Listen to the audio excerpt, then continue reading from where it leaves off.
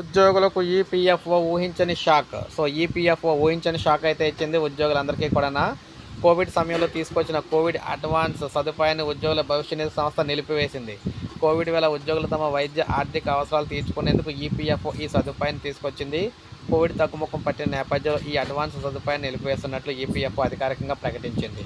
Covid first wave సందర్భంగా ఈ advance సదుపాయాన్ని ఈపీఎఫ్ఓ తీసుకొచ్చింది. రెండో వేవ్ వచ్చినప్పుడు మళ్ళీ దీన్ని పునరుద్ధరించారు. ఇలా దాదాపు 4 ఏళ్లుగా అందుబాటులో అయితే ఉంది. తొలుత ఒకసారి మాత్రమే అడ్వాన్స్ పొందే అవకాశం కల్పించిన తర్వాత పలుమార్లు విత్డ్రా చేసుకునేందుకు వెసులుబాటు కల్పించారు. ఇందులో భాగంగా 3 నెలల బేసిక్ ప్లస్ డిఏ లేదా ఈపీఎఫ్ ఖాతాలో ఉన్న 75% వరకు మొత్తం విత్డ్రా చేసుకోవడానికి అనుమతి అయితే ఇచ్చారనమాట.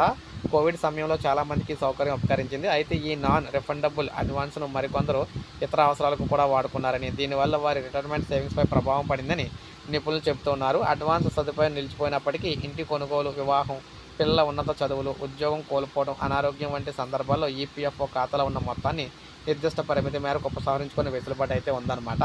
సో ఈ విధంగా ఉద్యోగులకు అయితే ఊహించని షాక్ అయితే తగిలిందని చెప్పుకోవచ్చు. సో కోవిడ్ అడ్వాన్స్ నిలిపివేయడం అయితే జరిగింది ఈపీఎఫ్ఓ. సో ఇది మనకి లేటెస్ట్ అప్డేట్. ఒక లైక్ చేయండి, సబ్స్క్రైబ్ చేసుకోవద్దు, మన ఛానల్ సబ్స్క్రైబ్ చేసుకొని ఫాలో